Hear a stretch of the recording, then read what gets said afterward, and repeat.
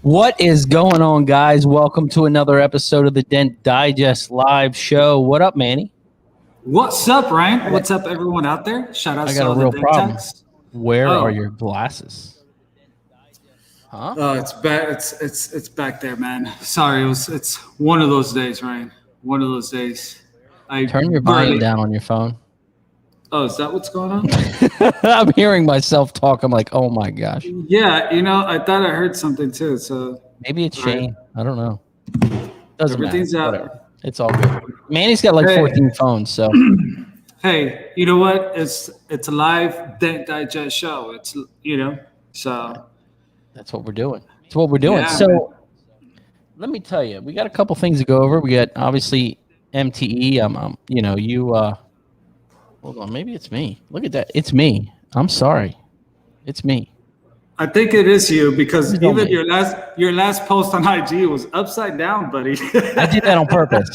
That was on purpose. Oh, okay. Because I wanted everybody to pay attention. If you post all day long the same thing, they're like, swoop, swoop, swoop. So flip it upside down. They're like, oh, what the hell is this?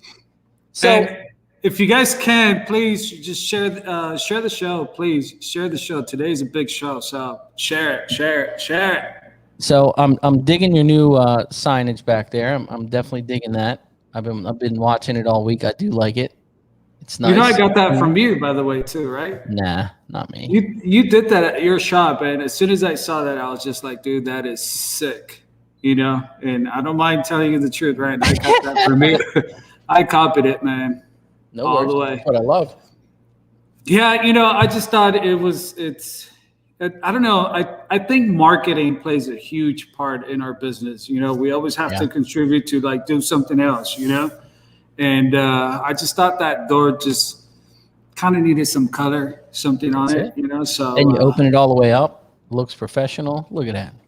Yeah. Are you ready? Are you sure you're ready for MTE? Because I don't know, man. Alex is putting in some serious work, bro. I don't know, man. I tell you, Alex better watch out because people don't know, but Shane's another Olympian, man. Hey, don't walk away from this. Hold on. Let's back up. Don't walk away. This is about you and Alex. Don't walk away. I'm trying to bring Shane and Alex. We're trying to bring it all on to Alex. Alex going to take all the heat. So I got to give a little shout out to my guy, Shane. I'm really proud of him, man. What's really nice is you take a guy, have no input of dents, never seen it done. You get him trained, and he's been a slow learner. But, bro, he is doing really good. I had this really gnarly hail car, right? Like, the guy said it happened in 95, right? This road 95, it's a big highway here. And I'm looking at this car, and I was like, no way. There's no way this is Maryland hail, right? I look at the tag, it says Missouri. And I'm like, oh, okay. Deep, gnarly deep dents, right? So I'm working on I thought Missouri had somewhat like the softest hail damage. I don't know. This thing is gnarly. The ticket was $7,200, so shout out to Chris Brown. Pretty Chris good. Brown in the house. It's a Cali boys. So anyway, I'm like, hey, get on this quarter, and it's got some gnarly dents. And I'm like, leave all the dents in this upper sail because it's real wide, it's soft, it's kind of a pain in the ass to fix, and I don't want you to tear them up, and I have to go back and clean them because this shop is like, if it's not 100%, she's standing from across the room. She sees the flicker, she's gonna call you and make you come back. That's the type of shop it is. Oh wow. So, dude, I went back over, and he grabbed the sandpaper and the buffer, right? And I was like, yo, everything okay over there? Yeah, I just got, I got this little spot. I'm like, don't just leave it. Just leave it, right? So he goes off to go do another job at another shop. And I come back and I buff the space. I'm like, bro, this thing looks amazing. Like, I'm shocked how good it looked. I was like, bro, when he came back, I'm like, bro, this looks really good. Like, I'm really, really happy. So it's nice to see a young guy slowly learn, get in there, his confidence is there. You know what I mean? He's got that confidence, cool. Like, bro, I don't know if I can fix this. And I'm like, figure it out. That's cool. And you know what I realized it was? What put him over, and Shane that's watching should listen to this. What put him over What's that? Is the true pressure.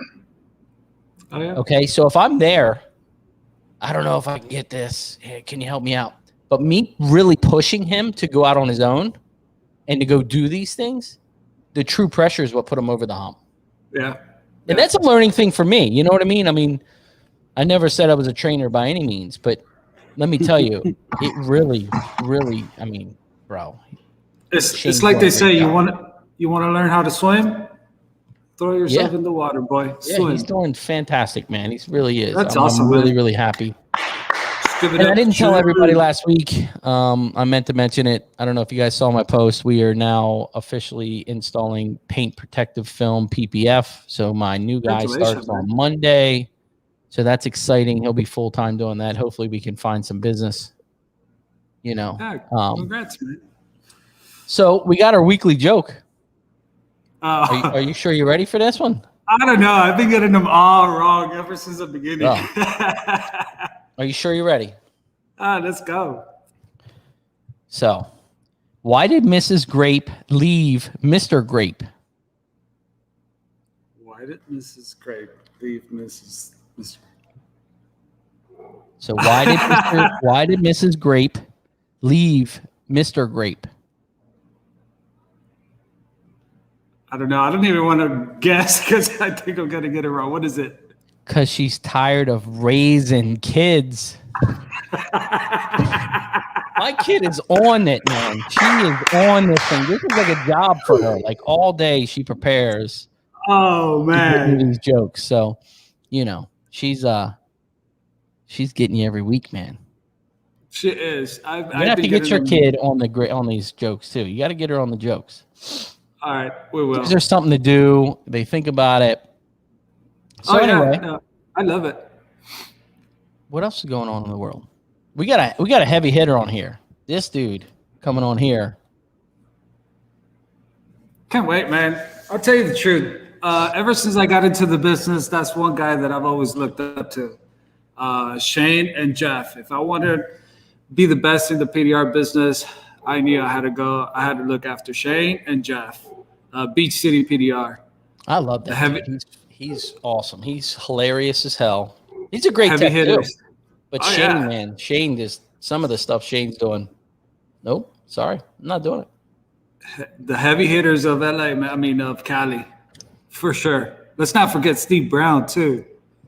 Yeah, that's a beast. So is Chris. Man. Chris is heavy too. Chris does some hell of a repair too. I mean, he's an old head. You know, he's got half an eye. And, hey, Chris, I didn't say that. Ryan said it. Oh, man. But, hey, I know he's a good tech because he was trained by Dent Wizard.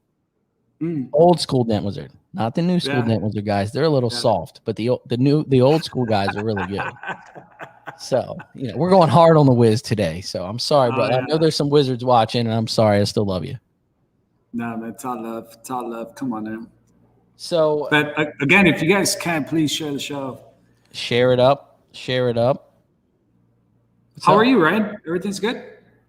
I'm busy. We are really busy. We had a really, really good month. You know, a lot of moving parts right now. You know, I got some new guys starting, and it's a time in my life. You know, I sit here every night with my wife and we talk, and it's a time to where it's that uneasy, like dents. We just know. Right? We can just go out. We can find work. We can do work. The PPF end of it, I don't know the business, you know, but I know I have customers that have been my customers that use that service. And so it's a nerve-wracking thing, but we're going to be fine.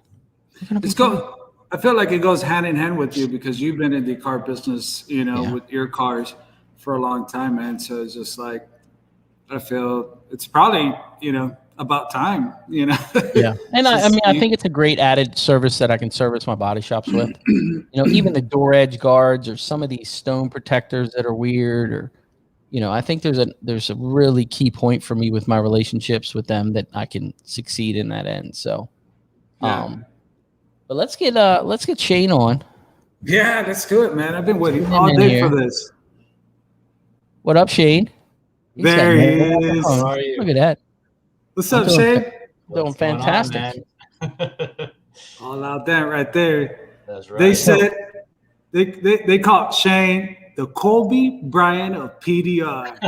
Yeah, buddy. Mike's podcast today. Yeah, I heard that. Yeah. The Kobe Bryant of PDR. You know what? I agree. I don't know. I try. Especially with your flexing, man.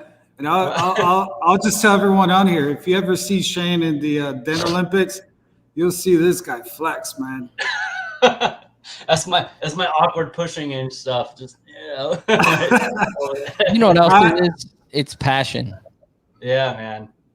I honestly feel ashamed of myself every time I see Shane pushing a dent, man. This guy just has the arms, the muscles, you know. Me, my belly's out there, you know. Come on, don't even go there. Come on, look at this thing. Look at this body over here. I'm trying not to buckle the fender or the door, you know. And Shane's just there, man. Like, dude, that's awesome. So, man. what? You're from Cali? Where in Cali are you from? So I'm in North Los Angeles area.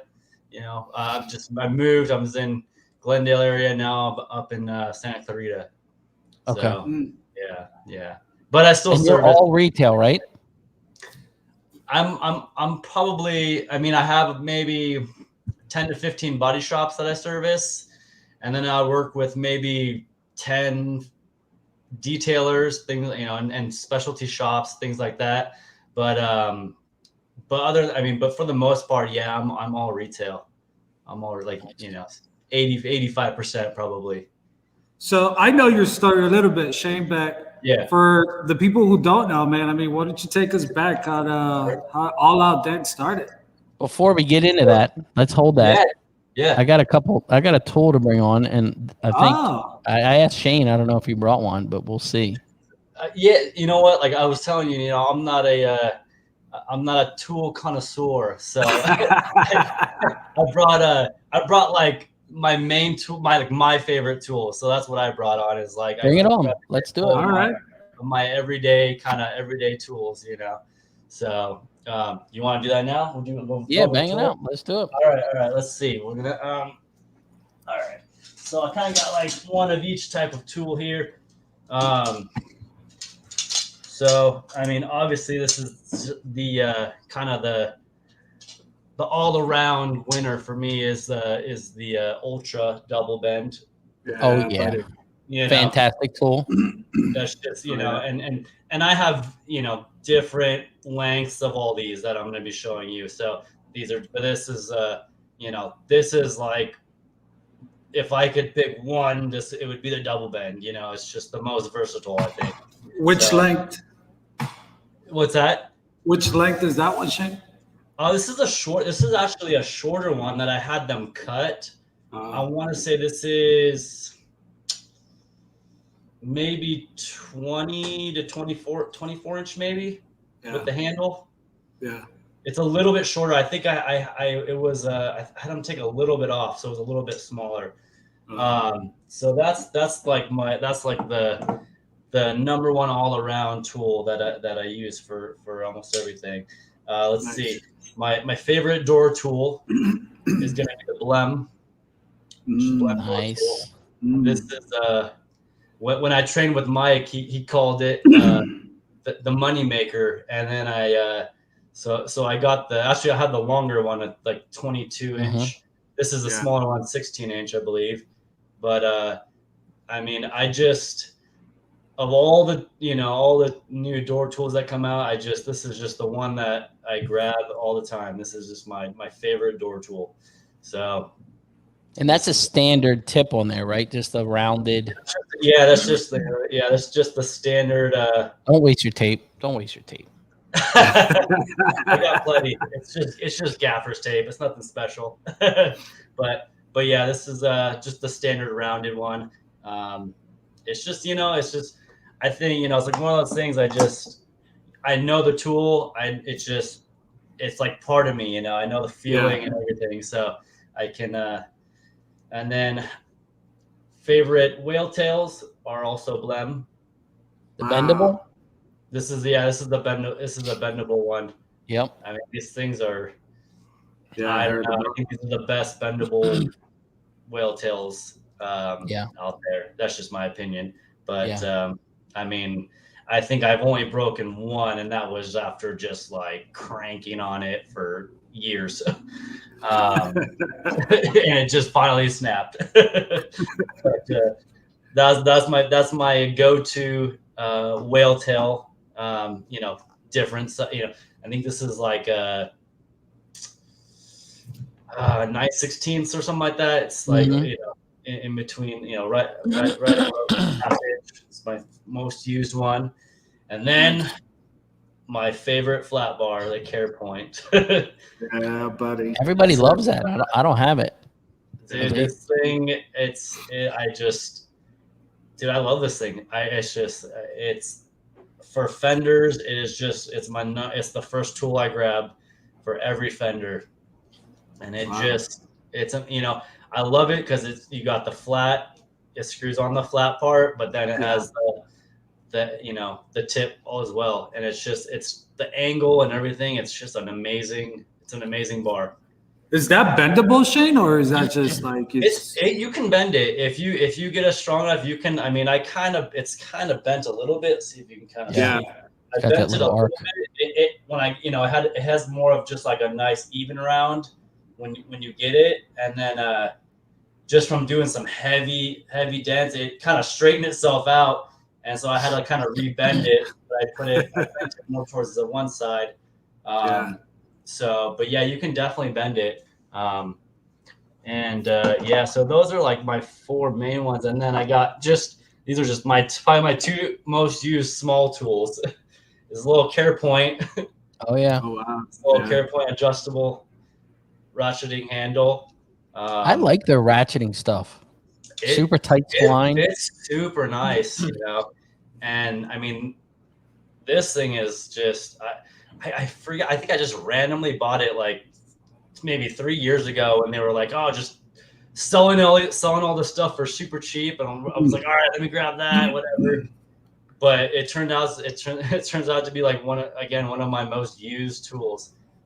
It's super strong, and this is maybe a lot of money. It's that little tool. See, that's the one cool thing about picking up random tools at MTE that, like you said, you could just pick out a random tool because they're on special, and look at that, ends up being like one of your favorite tools. Yeah, because you could sit there and you're like holding a tool and you're like, I don't really know. But then when it's so cheap, you're like, all right, let me just grab it. And then you never know, one day you use it and you're like, wow. Yeah, I'm glad I bought it. That was perfect, and then you start using it more and more. But and then I just my little hockey puck, little ultra. Those are like my everyday. Probably 90% of the stuff I do is like those 5-6 tools right there. Nice. And then of course, Paul Corden's favorite, the Craftsman. Oh my gosh! You can't replace this guy, man. Oh man! I'll let my kid play with those. Yeah. I used that same hammer for years with the Wiz. So I was like, as soon as we left the Wiz, I was like, yeah, we're not using these anymore. Sometimes I see other techs using like other hammers, and I'm like, why they don't have the regular? I feel like that hammer is like standard. It's like if you're a PDR guy, you have to have one. I don't know, man. It's not.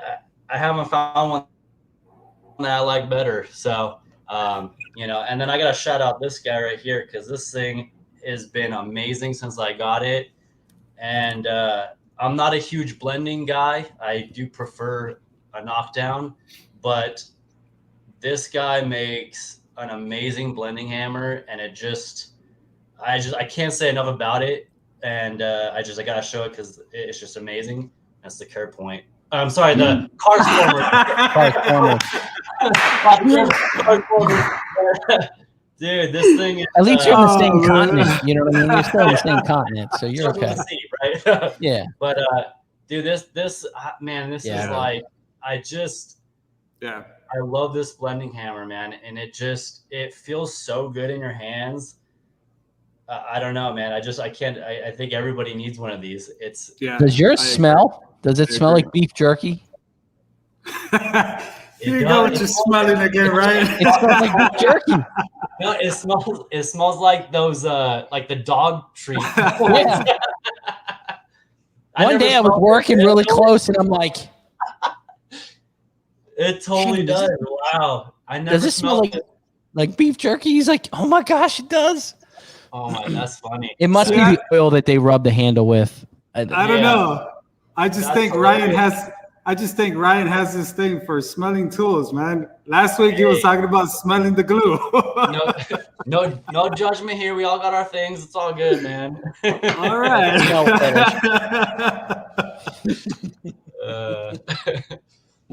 But I'm about to lose my water. So those are like my number one things right now, tool wise, but yeah, I don't, but yeah, as far as if you're just starting blending, I mean, that is just that's such a good it's such a good hammer. The weight, the handle, it just is so smooth, Yeah. I love it. So yeah. So I've got a little quick review of a tool that I opened last week on the show. I'm going to tell you, the Angel rods, bro, they're in my top 5 2021 tools, bro. Like, wow. Those things with the backside of the tool, the sharpness of the end, and then the soft tip to where, like, if you're using a Reaper rod and you need something just a little softer, that's it, bro. That's it. Just with the kick. If he made those, and I know he's in here and he's watching, I'm going to put it out there. If he made those in a smaller diameter, he's on to something. Smaller diameter, same exact everything, but smaller diameter. I'm telling you, that tool surprised me just on pure usage of, it's like you stick one tool in the hole and you have 4 different uses of that tool. It's kind of like the stand liner effect is what I call it.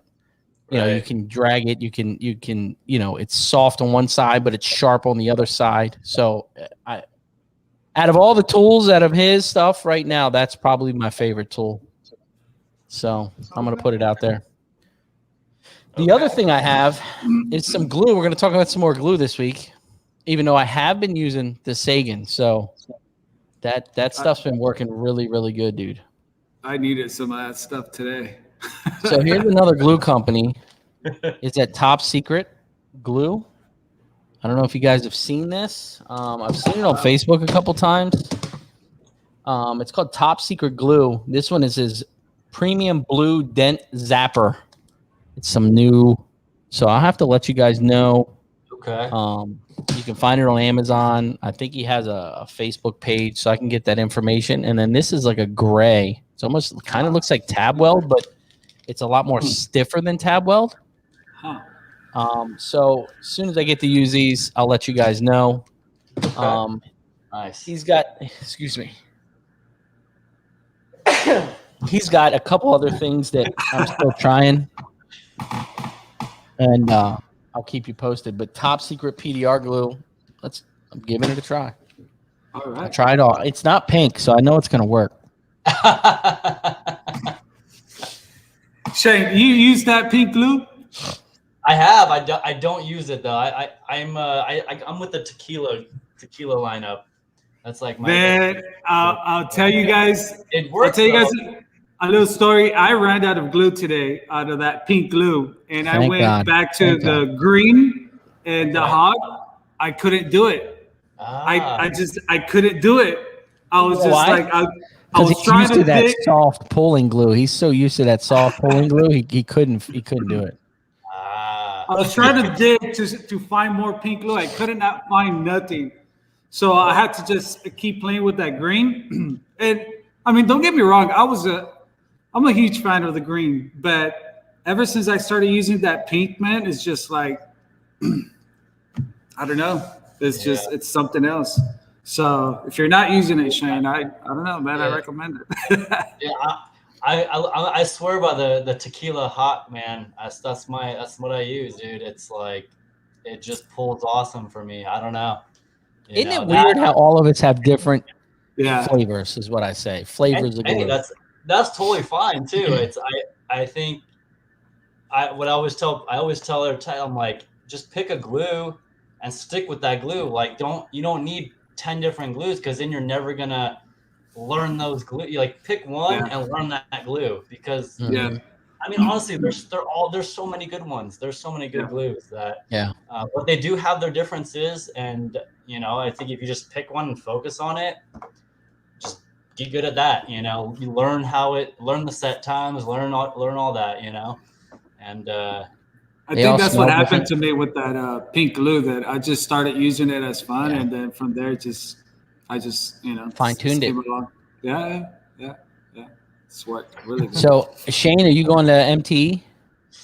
Most likely, yes. I haven't booked anything yet. I don't know if I talked about it last time I was on with you guys. It's my mine and my wife's anniversary that weekend. So I think I'm going to end up probably going down and then having her meet me like in the middle of the weekend and then staying a little bit longer. So I think that's the plan right now. So, hopefully, that all works out. But most likely, I'm gonna be there and competing, right? You're competing. If I'm there, I'm gonna be competing, man, for sure. All right. Yeah, like I said, I gotta book my room and everything still. So, yeah. But if I'm there, 99% sure I'll be competing. So, yeah. Don't let it be like last time that it was like a surprise.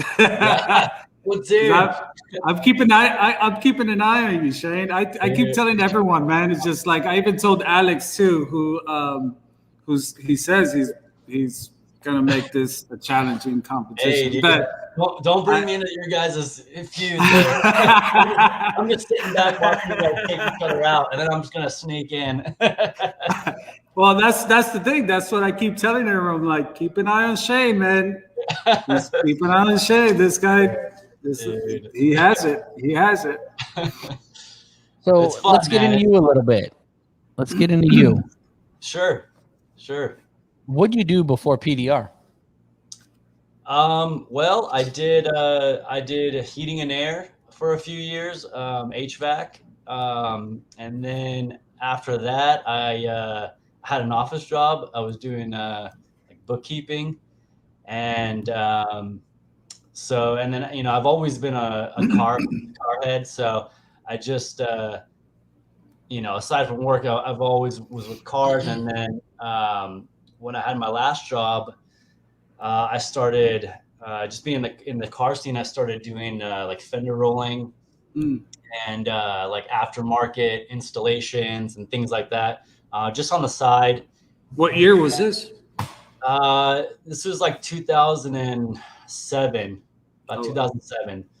And then, so that's what I was doing. And then, so I had my that bookkeeping job until like mid 2009 or so. And the company that I worked for, we were contracted with LA Unified School District. So obviously with the economy and everything, but in 2008 with the recession, it got really, really crazy with budgets and all that. So the contract that, the company I worked for, that we lost our contract, with the district, and, everybody lost their jobs basically. But before that, I had, was actually when I had come across dent repair, was through doing fender rolling, and and back then, Facebook and all that wasn't around. So back then it was all about the forums. So MySpace, man. Yeah, MySpace. No, but like for car stuff, it was all about the forums. Like everything was on the forums, and so one of the vendors on there who did like body kits and stuff like that, I had been doing fender rolling for a while, and was becoming one of like the main guys out here for doing that. And he was like, hey, you want to come do like a little event, do a bunch of cars? And I was like, cool, let's set it up. So he set up like a barbecue, and I had went and done fender rolling, and he had a dent technician come out for the day and do like a dent day. And So that's actually when I first came across paintless dent repair. Oh, wow. And it was one of those things, man. I was like, wow, like, dude, he's just like one. I was like, damn, he's like just banging out cars. You know, I was like, holy shit, this guy's like crushing it. Who was he? What tech? Who was the tech? I don't know who it was. I honestly, I couldn't even tell you. You know, and It's probably Steve Brown. man, I don't know, maybe, but all I know is he didn't want to talk to me about dent repair. So, so because I was like, oh, you know, like, do you train, blah blah blah? And he was like, no, like, you know, he was like super, you know, passive about it. I was like, all right, no problem. And but I was just like, man, that's so cool. Like I as someone who I've been in the car scene my whole, like, you know, since high school, like, but I didn't really know anything about paintless dent repair. Yeah. I never really like seen it. So I was like, wow, this is like really cool. Went home, started like researching it, and it was really hard. I couldn't find anything on it. I was like, what is, like, why can't I find anything? And I found just, you know, some training, you know, some places that did training and stuff like that. And I was like, all right, let me get some info. And yeah. And then, so after I lost my job, I was like, what am I going to do? And I knew it was a big investment to do paintless dent repair. So I didn't pursue it when I had my job because I was like, I don't have the time. So I actually found, you probably know, Ryan, doording.com. Oh yeah, that was a good one. So that was like, it was a tiny little forum. Yeah. And it was so badly put together. Like, everything was hard to find. And yeah, but, you know, I was able to extract enough information, kind of like how to get into the industry and like the best route to take and all that, you know, and you know, but it, like I said, I had talked to other people, and it was like a huge investment. I was like, oh man, I don't have the time or the, you know, the money to really do that right now. And so I lost the job, and I was kind of just floating by, man. Yeah. Oh, he gone right in the middle of the story. It's like losing power in a when you just run a movie. It's on fire, man. This interview, it's on fire. You're back. Sorry, look how clear it is now, though, too. I don't know what happened. I actually hit a key on the keyboard. So anyways, where was I? So yeah, man, I was just floating around for like a year, and I was like, what am I gonna do? And then, you know, within that time, like, I had my daughter, and you know, it really was like, man, I gotta figure something out. And, you know, we were living in an apartment, you know, my wife was working, you know, her job, and I was, you know, doing my side work, basically just we were getting by. And I was like, I really want to learn this dent repair. Yeah. And, you know, my wife kind of helped me, you know, pushed me she was like, I think you should do it. And that's awesome. I ended up going and training with Mike Toledo down in San Diego. And, nice. You know, what year was this? And that was in February 2012. Nice. February 2012. So, man, that was kind of like the whole, you know, that's the, you know, the short story of kind of how I got into it, you know, and at the end of the day, man, it was like probably the best thing. It was the best thing that could have ever happened, you know, losing that last job, and, you know, just, you know, kind of taking that chance, you know, because it was like, yeah, if this doesn't work out, man, I don't know what I'm gonna do. I'm gonna have to go back to construction or something, which I just I hated that, you know. I was crawling in attics, and it was 120 degrees and fiberglass, and, you know, just not fun. So you know, and yeah, dude, it was just, you know, and I was so obsessed with it too. I was just like, you know, when I saw these people fixing like huge dents, you know, even smaller than what we're doing now, but it was still a big dent. And it was just like, I got to learn that. That's amazing. You know, it's the coolest thing I've ever seen. And how long did you go to training for with Mike Toledo? Sorry, Ryan. What was that? How long did you go to training with Mike Toledo? So I did, I only did 2 weeks with Mike. Okay. I only did 2 weeks with Mike. But, you know, I think you know, luckily I had like, it just, you know, fortunately it came pretty natural, you know, like it just, you know, and I think partially just because I was so comfortable with cars, you know, just I was wrenching on cars constantly. So, you know, it was like taking things apart, things like that was just like, no, you know, like that's just second nature.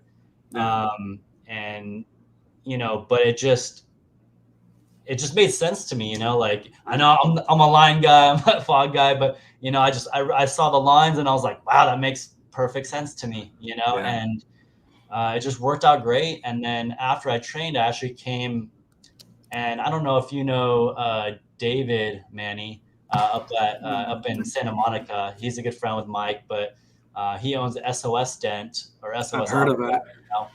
But Mike got me in contact with him right after training, and so I went down there and I started basically working with him part-time. Nice. You know, and he gave me work right off the bat, you know, which was awesome, which was super needed, you know, and, you know, it just allowed me to just not really have a lot of time off and just really got into the thick of it right away.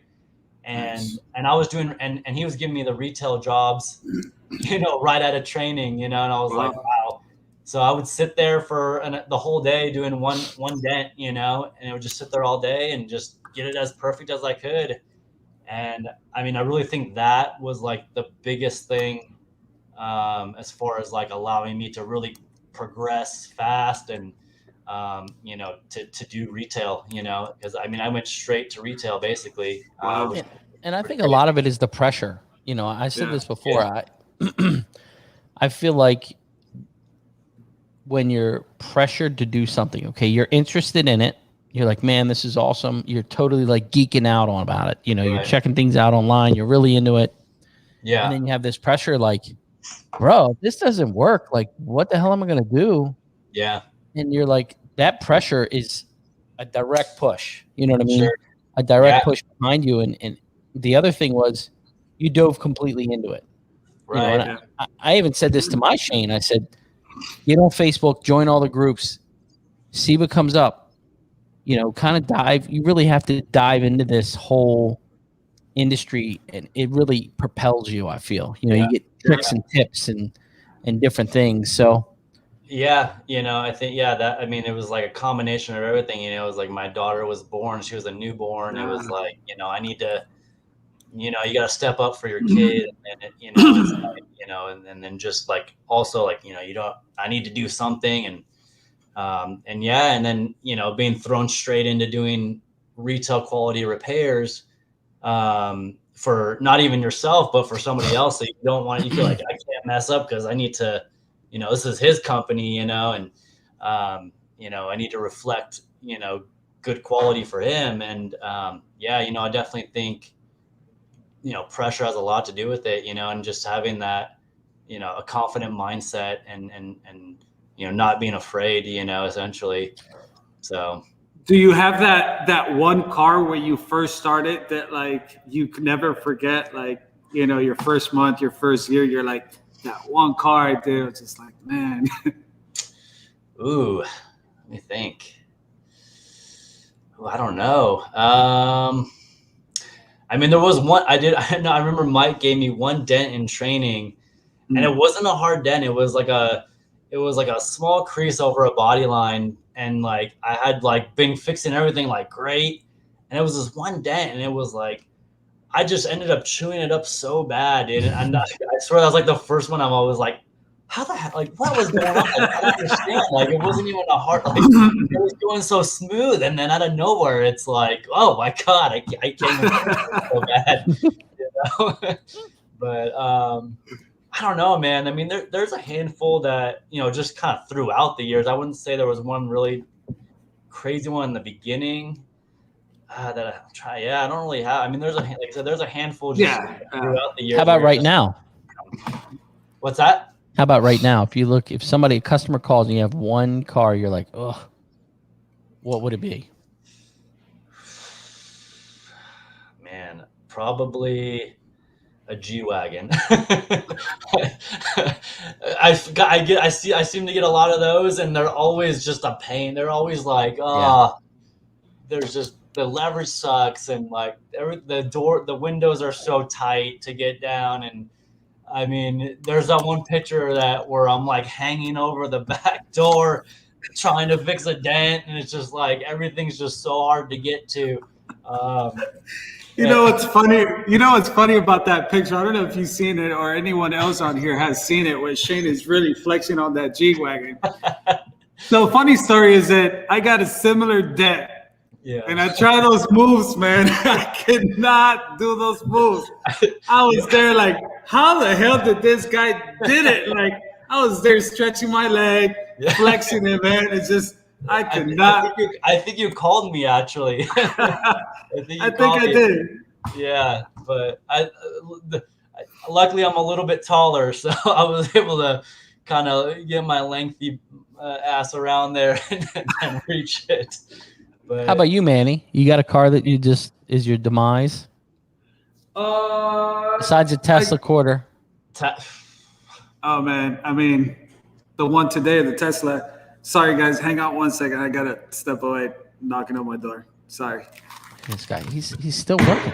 He's still working. It's because he's got that graphic on his door that he's, you know. So yeah. So right now, you know, there's two cars that I absolutely, when the phone rings and they say it, and I'm like, F-150s, the new F-150s, the aluminum. Yes. And I get so many Challenger quarters. Oh yeah. Yeah. I don't know how I forgot about that one. Yeah, those are nightmares. Actually, I mean, everything on that car is really hard, man. Even like, even the fenders, like even if it's open, like I don't know what it is about whatever it is with that body line. I don't understand why that body line is so strong. It like makes no sense to me. It's crazy. You know, the thing's just. You good, man? He doesn't want to come back out. Yeah, we were talking about. I picked my two cars that I absolutely, when the phone rings, I'm like, oh, please, you know. And it's a F-150, the aluminum F-150s, and Challenger quarters. I get so many calls. You know, and when I tell the customer, I'm like, well, I got to take the back seat out of it, the packing tray, the interior quarter trim, the seatbelt comes out. And they're like, really? And I'm like, yeah. Well, how do you guys handle? This is my thing. How do you guys handle when the customer is on the phone with you? Okay, you're talking about a repair. And they're like, you can just pop it out. You can just reach your hand up underneath that back well and feel the dent. I can feel the dent here. And I'm like, no, you can't. No, you can't. How do you guys handle that? Do you try to educate them? Hey, it's always sealed because of the fuel, because of... I just say, no, it's not. No, it's not. I said, go look. Go look. It's enclosed. It's not open. It is brutal, man. I'm like, oh my gosh. I'm like, there's a whole skin underneath there that you don't even know. You know, but I had a guy today, and I'm gonna go to Manny on this one. Manny doesn't do many picture estimates. Okay. I do a lot of I stopped. I do a lot, and I had a customer today. So he called last week, sent me pictures, and there's this stuff smeared all over the dent area, right? And he sent me a picture, and I quoted it over the phone, right? And I'm like, something's just not right about this. Like, something just feels wrong. So he shows up. He calls me. Well, I text him and confirmed. He never confirmed. So he calls today and he's like, hey, am I still good on that 10 o'clock appointment? I'm like, well, you never confirmed, but just come on over. I'm here. So he comes in and I'm looking at the dent and it is like two nasty, bigger than a golf ball dents in there. And I'm like, well, I didn't see this one. He goes, well, it was there and you quoted it to 225 or whatever the hell, 250. And I'm like, well, I can't. I said, here's your photos. What was this stuff? Oh, I tried to use compound to clean off the scuff marks. And I'm like, well, why didn't you wipe it off? Because it was wiped off when he brought it today. And I'm like, well, you're looking like $350, $400. And he's like, you're out of your mind, got in his car and drove away. And I was like, he tried to work me. You know what I mean? He tried to get me. Man. I don't know. I mean, I love all my clients, but I feel that sometimes they really tried, just take a corner of the dent, a picture, send you that. And it's like, whoa, you didn't send me a full picture of this. And see, I stopped, but I mean, it's but I stopped doing a picture estimates because I have the shop now, you know. Right. Otherwise, when you're mobile, it's hard. You know, Yeah. you kind of have to do it, you know, because we don't charge for estimates, you know, but at the same time, we're not going to drive out to every job to give out an estimate. You know what I mean? Yeah. Especially in Cali. I mean, it takes you about like 30, 45 minutes between jobs, you know? Yeah. Now, do you guys charge for hail estimates? I have, but I mean, I don't. You guys don't get a whole lot of hail out there. Don't get, So. you know, Yeah. like, I mean, I do. barely get any, so. I charge $50, and I explain to the customer, look, when I get the repair, I'll take 50 off of your estimate, you know, Right. off the bill. And a lot of them are kind of puzzled. They're like, well, your website says it's free estimates. And I said, well, look, it's going to take me an hour to mark your car up, put the lighting on it, put the estimate together. And what I do is I do everything. I take all the photos for the insurance company. I do the mileage, the VIN tag, 4 corners, and I add all of that in Mobile Tech RX, and I email it to them. So when they do submit it to the insurance company, it's done. Like they don't even have to, they can't even fight it because they're like, this guy knows what he's doing. You know, they got the 4 corners, the mileage, the VIN tag, like all the photos of the dents. But some of them balk, some of them don't, you know. At the end of the day, I hate asking them for it, but I got to a point to where there's so many military bases here that these guys are coming from Colorado and these cars are wasted. They're wasted. Yeah. Like some of them are totals. And I'm like, I'll give you a ballpark, but you should see your insurance company, you know, and you know, it's going to total. So it just got to a point where I was like, I can't keep doing this. You know, I'm losing money because I wasn't getting the jobs, you know, they're taking the checks. Yeah. So, but yeah, I think if you're doing like hail, like, I mean, I think I would definitely, you know, or exactly how you're doing, you know, like I would charge for it. And then, you know, hey, if you decide to go forward with it, then it gets bundled into, you know, the overall cost. Cause that's what I mean, you know, here and there, you know, you'll get a client who's like, I really just want you to come look at the dent. And I'm like, all right, you know, like I'm going to, you know, it's going to be 65 or whatever it is, you know, and if you decide to do it, I'll apply it. Add that onto the cost, you know. But yeah, typically I'm not even doing really, I mean, unless I feel I need to see it in person, I usually, I'm just either I'll ask for more photos, a video, something like that, because, you know, it's just even to go 10 miles around here, it's like, you know, geez, it's 30 minutes at least, 40, you know. So, or I'll tell them, hey man, come, this is where I'm working today. If you want to come drive to me, I'll be more than happy to look at it where I'm at, you know, but, you know, or if I'm happen to be in the area. So, you know, now, I definitely don't go out of my way though. Now, another question. Yeah. If you get a dent, you have a customer, they look you up online, they call you, they're feeling you out. They're interviewing you is pretty much what they're doing. And the dent that they send you, the picture they send you, it's gnarly. You know, it's a bad dent. You're like, I think I can fix it. You know, it's one of them, I think I can fix it. And it's a terrible, terrible dent. And then you find out the whole story. The dealer's paying for it, blah, blah, blah, blah, blah. Well, the dealer has their dent guy. You know their dent guy. But you know that their dent guy can't handle this dent. Like, there is no chance that this guy's going to be able to fix this dent, even though he says, I'll try it. But there's no way he's going to fix it. Do you explain that to the customer and say, there's no way he's going to be able to fix this dent? Or do you just let him make that call? I mean, I don't really run across that too, you know, really. But if it was me, I would definitely say something. I don't have a problem like calling in there. I mean, dude, if you don't do good work, I'm gonna. And this happened to me this week. That's why I'm bringing this up. You know, there was a customer and the dent it's gnarly and it pulled the door edge open. It's bad, but this guy is so adamant. The dealer damaged it when he got his oil changed or had like a warranty, just bought the car, still has temp tags on it, doesn't want it painted. He knows about Paintless. He's very, very educated in Paintless dent repair. He knew about cold glue. He knew about, you know, glue tabs and different glue. Like he did his homework. Like this dude's educated. And I looked at him when he finally came back over after he went and saw the GM, and he's like, hey, you want this guy to work on this car? And I was like, look, I know him really well. I just talked to him when he was here doing some lot stuff. I'm telling you, and it's not because I want to do your dent. It's a gnarly dent. You know, it's going to take me a day to fix this thing. Yeah. I said, but he can't handle that dent. Right.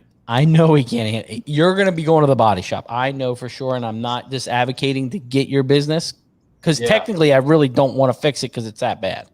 Right, right. But I don't know. I feel bad, you know. But yeah, I think like I don't know, man. I'm a firm believer if I truly believe that, and if another client came to me and said, "Oh, I think this guy might do it," and I know that's not in their capabilities. I mean, I don't know. I wouldn't feel right not saying something, you know. And it's not to like trash another tech, you know, because that's the last thing I would ever want to do. But but also, like I said, it's almost like you owe that to the client, to that person as well, in a sense. You know, because at the end of the day, it's like that's their car. Like it's their property. Like cars are not cheap. You know what I mean? It's like, you know, it's like you go to, even just buying a certified pre-owned, and like, you know, you open the door and you see a freaking plug just right there in the quarter panel. You're just like, damn, bro, like, it's a $40,000 car. Someone's gonna spend 40 grand on this, and you're drilling a freaking hole like right there. You know, it's like there's just a mentality of some of the techs that are at the dealerships. I'm like, dude, like, someone's gonna buy that car. You know. Like, you know, it's funny. I gave a client a hard time yesterday.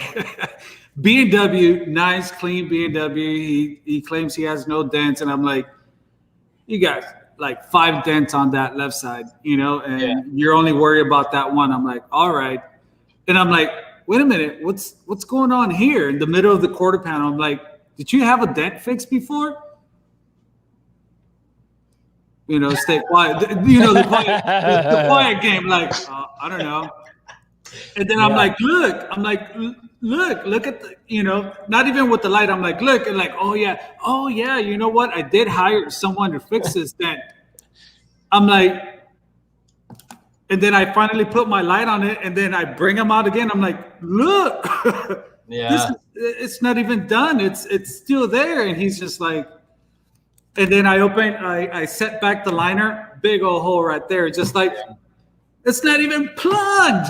Oh, yeah. Oh, did you post that one? Did you post? I ended up putting a plug in it, you know, but I was just like, I'm like, come on. Like, I'm like, look, I'm not here to batch on no one. You know, I'm not here. I'm just here to like, look at it for yourself. You know what I mean? Just like, And I had this conversation with an older tech. This is the actually older tech that I said that he shouldn't try to fix this dent because we were talking earlier that day.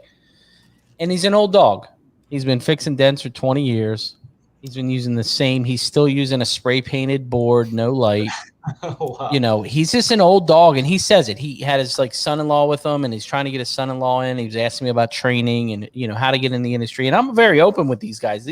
He may even be watching the show right now. You know what I mean? And I'm fine with it. You know, that's how open I am with this guy. Like, he walks up, we sit here and we talk for a little while, but just technology, you know, some of these guys haven't turned that thing. And I was one of them too, you know, in the beginning, I was like, I don't need all that stuff. But then you will get past, you know, these young guys like you guys, that technology's done it. Glexo and glue and tabs and any of these tools have really kind of propelled us to the next level. And that's why the damage has gotten so much bigger. Yeah. But I see it. I mean, some of the old dogs just blaze holes, and, you know, it's just the way it used to be done. I'm going to tell you, I blazed hundreds of thousands of holes when I was first started, and, you know, 20 years ago. We just blazed. We'd open the door. We wouldn't even roll the windows down. Whoop, whoop, whoop, whoop. Now I look at the guy and I'm like, I won't even fix your dent because I can't. I'm not going to drill a hole in your car. Yeah. I mean, you know, it's like, I'm not going to sit here and say, oh, I never drill the hole, you know, because, I mean, sometimes it might be necessary, you know. But like, my thing is this, is like, if you were to spend an extra like couple minutes and just pulled the wheel, or went to the bottom of the door underneath the weather stripping, or some like somewhere where they're never gonna see it, and then you still can seal it properly, it's like, bro, but like when you just put it right there, just right. I mean, I just posted in my story today, like I saw that, and bro, I'm just like, and I got to put my light on. I'm like, oh, there's another dent that somebody tried to fix it. And it's all chewed up. I'm like, oh my gosh. And I'm like, now I'm going to work on it. And then it's like, and then I'm like, well, how did this person, I'm like, I pull the liner back. I'm like, maybe he went underneath. I'm like, oh, there's no hole under here. I open up the door and it's just a giant black plug on a white car. And I'm like, oh. All right, well, I can use the hole at least now. Yeah, exactly. Thank you very much. But damn, dude, like, come on, man. Like, but I mean, you do get some of those customers that just don't care, man. They're just like, look, I'd rather you just. Do you have to do all that? Some of these challenger guys are like, look, I don't want to take all this apart. Yeah. I spoke to another guy. Can you just drill a hole here? There's a video that I put on YouTube that I did a Chevrolet, and the lady was like, I spoke to another tech, and he said he could drill a hole right here. And I was like, well, I don't drill holes. Like, I'd rather just take this apart. For one, I can work the dent 2 ways instead of 1 way. Right. And she's like, I don't care. I'd rather you drill the hole. And I'm like, okay. So I'm on YouTube, and I'm like, blaze the hole. And, guys are like, I can't believe you blazed that. And I'm like, it's what she wanted. Like, it's not the right thing, but this is what she wanted. So. It's funny. I had a body shop a couple of days ago. They brought me a car, a crease on the quarter panel. He says, "Hey, do me a favor. If you have to drill a hole on the pillar," he says, "can you just drill one on the other side and make it even?" That's some old school. Yeah, buddy. Make a match, baby. Make a match. He says, "I just want to make sure that if you do it, just make one on the other side so that it matches." I'm like, no, man. I'm like, there's not even need. There's no need for that. Yeah. It's that pink glue that gets these dents out. Yeah. Let me tell you about this pink glue. and 10 out of 10 times when they do drill like that, the dent's not even finished. Yeah. You're like, Shane, I have a question. So after you went to training and after you started your thing, sure. Were you like more like a push with rods than glue pulling, or were right off the bat that you get into glue pulling? How did glue pulling, So I would say when I was training, like glue was starting to, I think it was starting to really be used more, right? Yeah, that's the reason why I'm asking, because I know. Yeah, but I think you're I think you may have trained a couple years after me, right? Like in 14 or something. So I think even by the time you trained, like it was even more like it. Like I think from when I was training to like you, it really like jumped a lot, right? Because when I was training, like I think like the Atlas Titan tabs, like the thick Atlas tabs, those were like the big tabs, and and that was really like those were like the good tabs. Like Kiko had their older tabs, and the golf ball. I don't even know if the super tabs were out then. They might have like maybe just shortly after that, but there wasn't any like big tabs really that I as far as I can remember. Maybe I might be wrong, but so we did glue pulling, but it definitely was like just starting, I think, to get that momentum and really start to be used right around that time. So, I mean, I was using it, but I would say it was still more push, more towards pushing. And I mean, especially compared to now where it's like, man, everything's glue. It's probably 50-50 almost, I mean, maybe not 50-50, but, maybe, 35, 40%, it's definitely more even, I think now. So it was like right around that time though when it really started picking up steam, and I think I'm trying to think, and even glues, like there was only like a couple glues too. I think it was like a black glue, and the Anson black, which never really worked. I never liked that glue. I think I was just dent out red, dent out yellow. Yeah, like a couple. There was just like 3 or 4 options, So it's amazing how much you know, I mean, like I said, I still think, you know, we're fairly new, you know, I mean, we're both under 10 years in, and just in that time frame, it's just completely it's totally different. I mean, so, I mean, who knows what it's going to be in another, you know, 5 years. It's just keeps getting better. You know, it's nuts. When I started, man, I hated glue because Yeah. it was crap. It was crap worth tabs with denatured alcohol, and your hands would get all gluey and nasty. It was like tar, you know, it was just like the nastiest stuff. So, but now, man, right in there, you know, glue it right on. I mean, with the stuff with the glue and the tabs, I mean, man, it's just like, and it's so convenient too. You're just like, oh, just boom, you know, like. What's your go-to tabs? So my main tabs are the green tabs, and Kiko's Dead Center. And then as of like a couple weeks now, the new Reaper tabs. Those things are freaking amazing. They are, dude. And I see a lot of people, and I have a hard time with this. I see a lot of people breaking them and stretching the necks. And I call Vidine and I'm like, how are you, like, what are you trying to pull and stretch a neck that long on a tab? I'm not, I literally, when I had some tester tabs from him that are clear, and I was sticking them on the rail, putting glue all the way up to the neck of this thing, trying to like just bury this tip. And I'm using the Kiwi slide hammer, the 6-pound slide hammer, and I'm like, wow, trying to break these things. Yeah. But that's something, he's on to something there. Are they a long-term tab? No. They are not a long-term tab, but how fast, and I feel like it's a little more precise than the dead center. I think so too. I think that little step it has, and that little the way that he did it, he crushed it. I think he did an awesome job. They're just a tad thinner, I think, than the dead centers, like that you know, that face there. And I think I've stretched one only so far, but I mean, dude, they pull amazing. I'm like, you know, and for the first week I was like, damn, like I haven't been able to use them enough, you know. And then but I've used them quite a bit since then, and dude, they pull amazing. I mean, they pull great.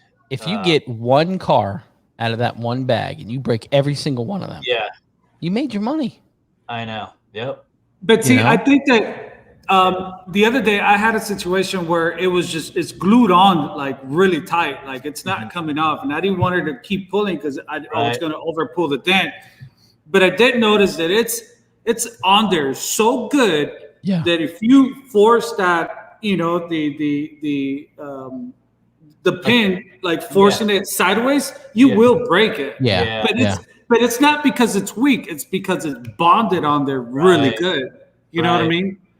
Yeah. That's the only thing I saw, but that's not a tab defect. That's just because it's solid. It's strong. I think it's just so thin there too. You know what I mean? It's thin on those ends. It's kind of grabbing. Right. I feel like it's grabbing more, you know, because those ends are flexing. Yeah. Like I said, that little step, that little bit on that little step, that just that it's got that little extra flex or something. I don't know, but it does. It definitely has a different snap than even the dead centers, and the dead centers are freaking amazing, you know. So I haven't tried the gangrene dead centers yet. I haven't tried those either. Yet. I need to get a pack of those. What's your go-to glue, Shane? Glue? Yeah. The Tequila Hot, man. Yeah. Really? Tequila Hot. Yeah. That, or I mean, if I really, and then the Collision, I use the Collision. I have a little bit of the Cold, but we don't need to use it that often. Oddly enough, I used a Cold, I think the other day, and it was like in the morning in the shade. I was like, oh man, I'm running low on my hot. Let me just grab a cold one. And it pulled so good. I was like, oh shit. I was like, oh crap. This is actually pulling really hard. But I had to get that, like, the timing down, and it was like, I mean, it was pulling like a freight train. I was like, okay, maybe I'll have to try the glue now in the hot weather. I don't know, the cold glue in the hot weather, and see how that works, you know. Shane, I got a question. So after when you started and you started doing your thing, was there a tech that kind of like inspired you that you're like, man, just like I want to keep pushing to keep growing and this tech, it's someone you look up to. I mean, Dude, obviously in the Mike was like he was like the guy, like when I was searching and, the first videos I think I saw on YouTube, he was like one of the first guys on YouTube, right? Was Mike, and he was doing big dents, and I was just like, damn, bro, like that's what really got me inspired to do it.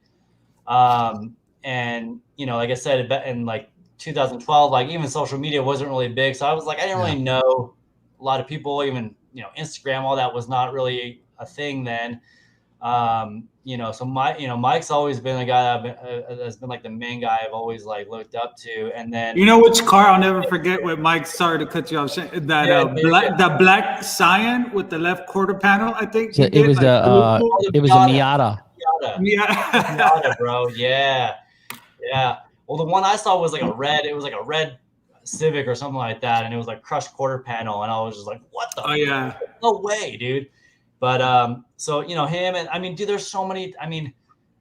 And just as the years like going to MTE, and then you meet just like people like Sal, and just like people who are doing these big dents, and I don't know, man. It's like honestly, the list is honestly endless, bro. It's I think every tech, Ryan, everybody, all the SoCal guys, Steve and Chris, everyone that I've met, there's so many great techs that and then even on social media, it's like guys you don't even know, like I'm following guys from like Europe, and like they're posting just insane repairs, and I'm just like, dude, it's inspiring all around, Bryce, obviously, just everybody that's pushing their limits, man, is an inspiration, I think, and there's just so many good techs. It's just it blows my mind, man. Like and every year is just like everyone's just stepping their game up so much, man. Like I scroll through my social media now, I'm like, damn, like just everyone's just crushing it, dude. It's awesome, I'm glad we're all spread out all over the country, because we'd all be broke.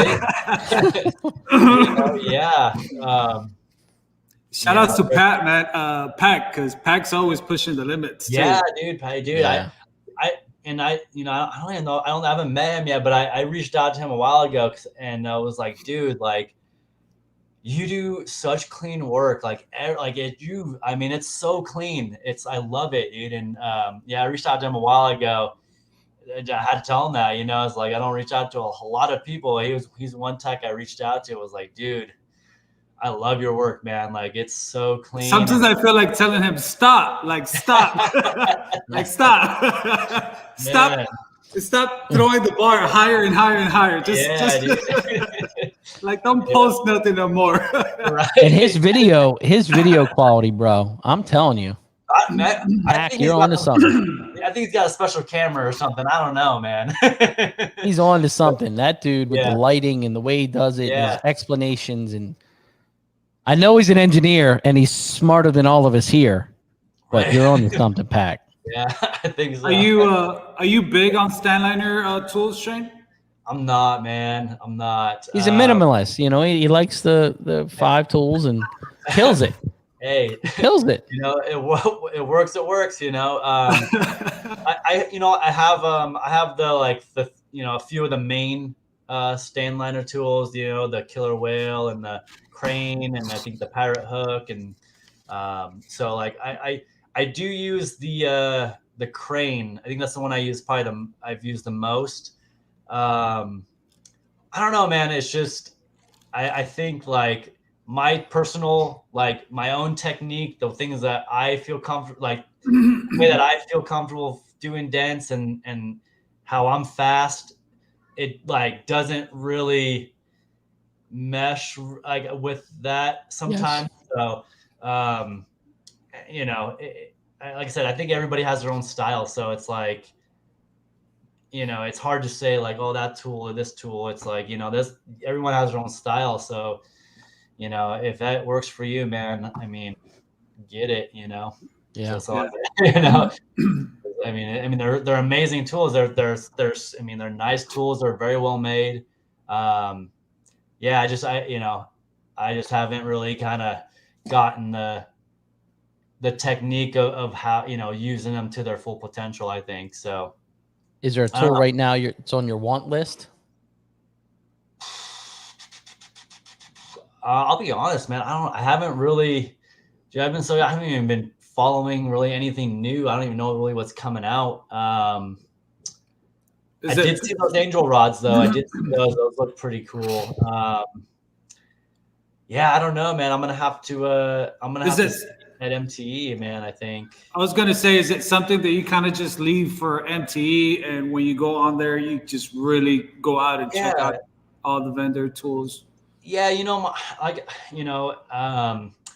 I think I was talking to Corey Kleinfeld about a month or two ago, and we were talking about our tools and our selection and how we pick a tool, basically. So like for me, I'm like, okay, if I'm gonna get a new tool, I want it to be something that's gonna make me faster. It's really gonna benefit me, right? And I think being in it, like I said, I'm 9 years in now. Like I feel like I have a good enough grasp on, like I said, what I like, what I think. If I see it, like, I mean, if there's a tool that I see and I'm like, okay, that I know that's gonna make me faster or more efficient, like I'm buying it right away. And then there's other tools where I'm like, all right, it looks pretty cool, but maybe I want to see it first or feel it. I don't know like what scenarios I'm going to use it for. So like my tool choice is very like methodical in a sense. I don't just jump on everything. I like to like if the tool's there and I open my drawer, I want there to be tools that I know that I'm going to be using. And that's just kind of my philosophy when I go into like my tools and everything like that. And then I don't have a lot, I just, if it's a little bit different than one tool I have, I'm like, I have one like that, I know my friend Alex, she's probably wondering, for the Dent Olympics, what will be your tool selection? I know. I already told them what I use. So I'm like, damn it, maybe I shouldn't have. No, I use the double bend. I use that blend door tool, and then I use the PDR finesse, the 226. Like it's got like the curve with the super sharp tip. Those were like the three that I use. And then for the double bend, it was like mainly plastic tips, or the R4 down to like a plastic tip to a sharper plastic tip to like a metal tip. So, it was like kind of a little bit of everything. So, as far as the Dent Olympics went. See, you're a good man. I keep telling him the opposite. I tell him to take whale tails. Oh yeah, whale tails. Told him, oh yeah, I'm using nothing but whale tails. And then I told him to compete on Sunday, not on Saturday. Oh my gosh, it's terrible. Oh man. Dude, yeah. So we'll see, man. I'm excited, bro. It was I love that I love the idea of doing the 3 dents. I definitely think that's I think that really sets people apart is doing the 3 dents, Yeah. And it's definitely fun, It's 90 minutes, right? It's 90 minutes, man. It goes fast. It goes fast. You think you're good, and then next thing you know, you got 5 minutes left, and you're like, "Oh, geez." Were you always competing ever since you started going to MTE, or what was your first MTE? So I went. The first MTE was after a year. So let me think here. It was right before my 1 year mark. I went to the first MTE, and then I think I missed no, I went to then I might have missed the second year. And then I went the third year, and that was the first time that I competed and I placed that year. Nice. And then I competed the next year, and I did not do good at all.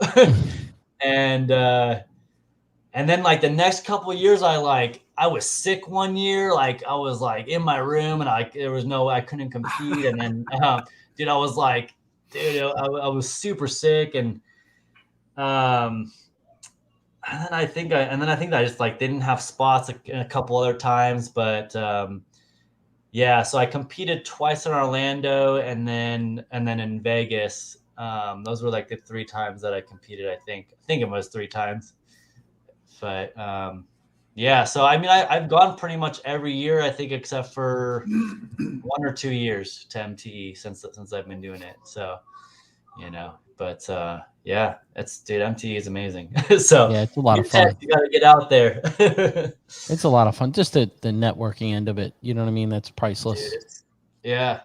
I mean, that's probably the number one thing why I go, just to see everybody and just, you learn really so much. Really talk dance, because you it's like there's the seminars and there's all that, but I think the real value is the bar talk and the just we just get each other, just talking with everybody. We just get each other and understand each other, and you can go from one group to another group, and just you can learn so much. There's all different conversations and from all aspects, and it's definitely I think that's like the best thing about MTE is that, So what do you see in All Out Dent like in the next 5 years?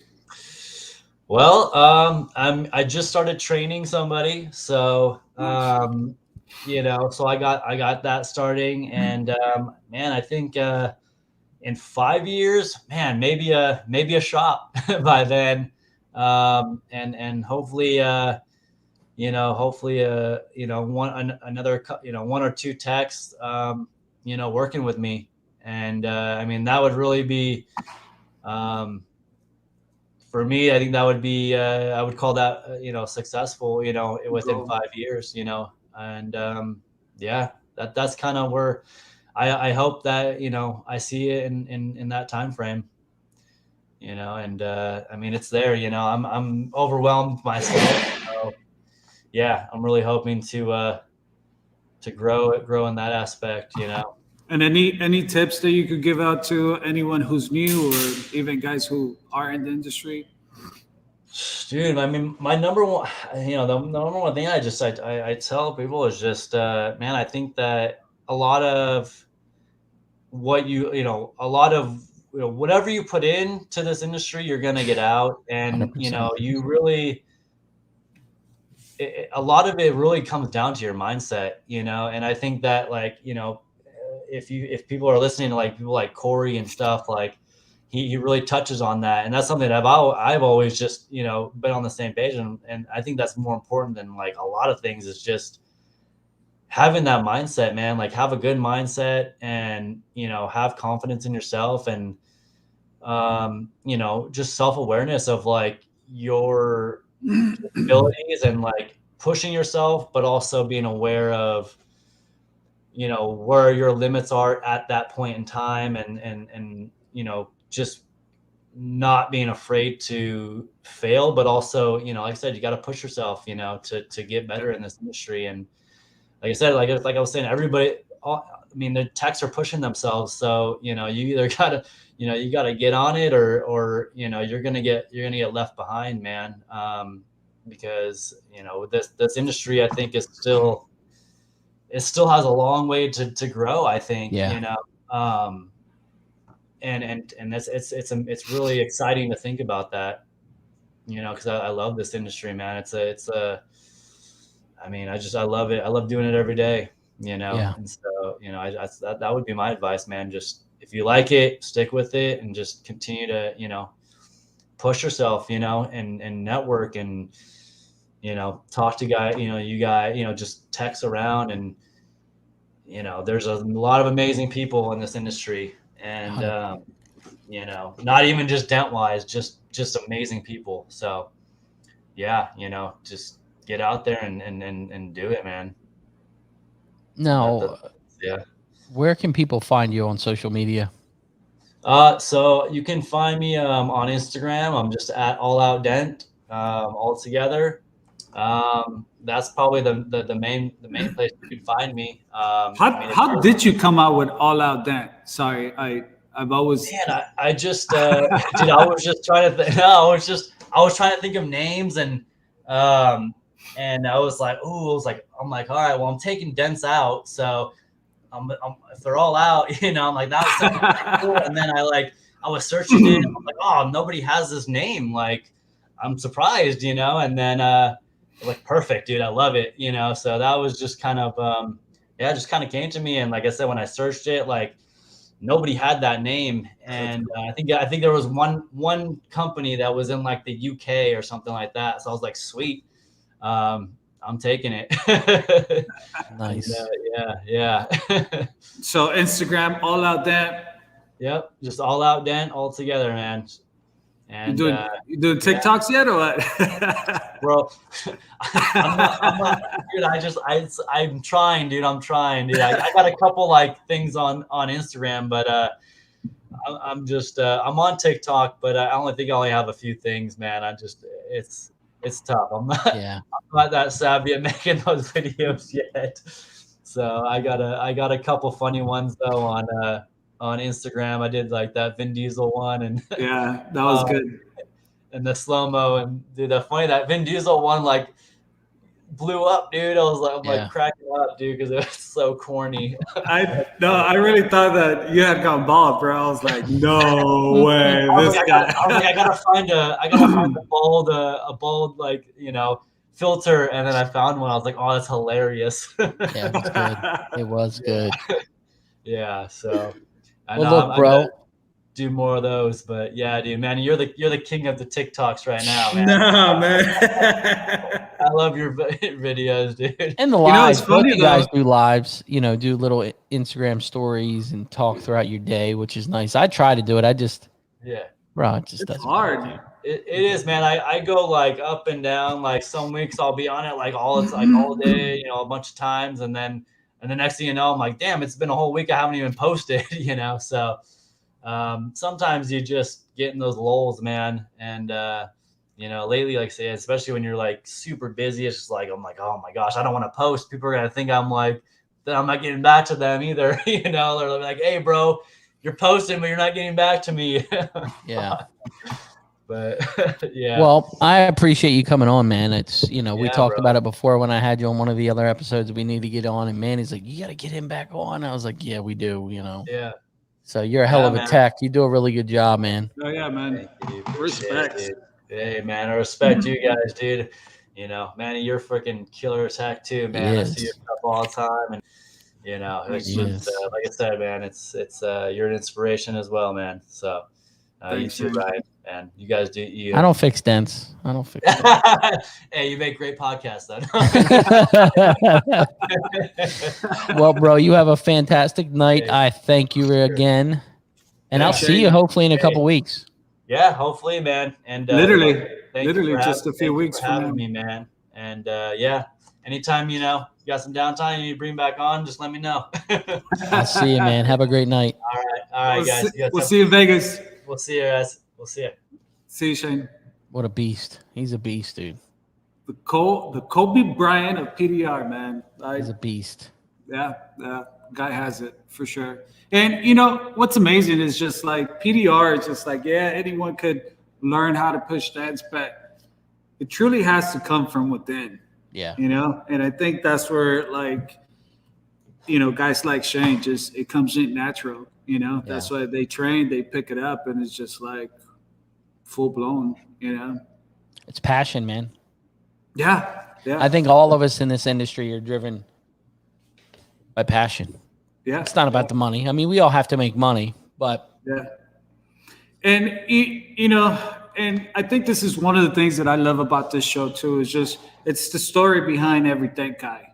Yeah. You know, and the story behind Shane, I mean, newborn, you know, living with the wife, apartment, she's working, just you got to grind and you just got to make it happen. You know what I mean? Like, it's just that story to me. It's just like, all right, bro, fix whatever dents you find in my car. Yeah. You know, it's big. And I think a lot of it's the connecting to the customer. I feel like a lot of techs, like, you know, even retail techs that are, and just retail shops like yourself, or the mobile techs, you know, when I got the shop and I was doing more and more at the shop, I kind of missed the mobile. I told you that. I was like, man, I kind of miss going to the people's house and really connecting with them. And, you know, I talk. We're going there, and a lot of times I'm like, man, I could bang this out in like 30 minutes or whatever, and we'll be there for an hour and a half, but they call again. You know what I mean? Yeah. So it's that connection you're making with the customer. It's not always just doing the repair. Yep. And it was weird. I want to give a shout out to Maria. I really appreciate it. She shared it on the A1 page. I truly appreciate it. I was featured in a Baltimore magazine here, and it was kind of cool. Somebody locally nominated me for this article.